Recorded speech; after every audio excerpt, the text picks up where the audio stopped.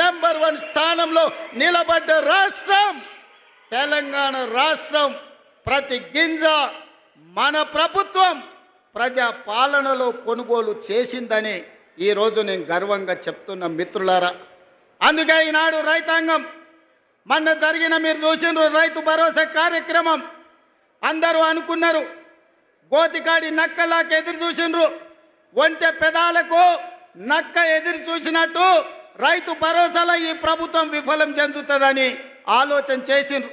నేను చెప్పిన 9,000 కోట్ల రూపాయలు 9 రోజుల్లో రైతుల ఖాతాలో వేస్తామని చెప్పి 70 లక్షల మంది రైతులకు 9 రోజుల్లో 9,000 కోట్ల రూపాయలు వేసి రైతు ప్రభుత్వం, ఈ ప్రభుత్వంలో రైతును రాజును చేస్తాం.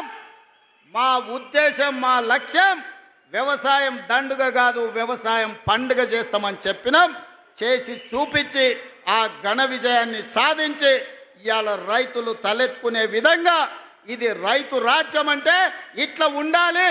24 గంటల ఉచిత కరెంటు ఇవ్వాలి, రైతులు పండించిన పంట కొనాలి, రైతులకు రుణమాఫీ చెయ్యాలి, రైతులకు రైతు భరోసా ఇవ్వాలి అని ఈరోజు ఈ ప్రజా పాలనలో ఇందిరమ్మ రాజ్యంలో మనం అమలు చేసిన మిత్రులారా.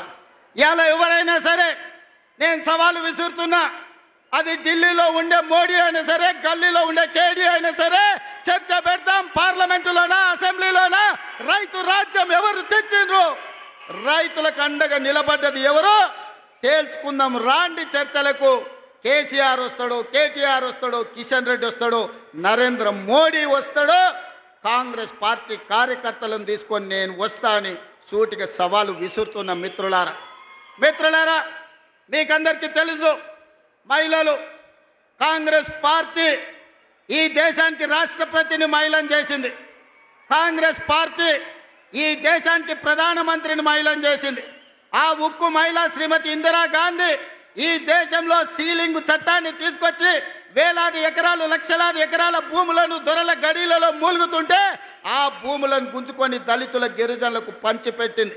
ఇల్లు లేని వాళ్ళకు ఇందిరమ్మ ఇల్లు ఇచ్చింది, కట్టుకోవడానికి పట్టా లేని వాళ్ళకు ఇంటి పట్టానిచ్చింది.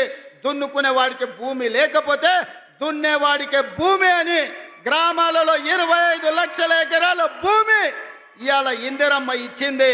ఆదివాసీలకు 10 లక్షల ఎకరాల పోడు భూముల పట్టాలు ఇచ్చింది.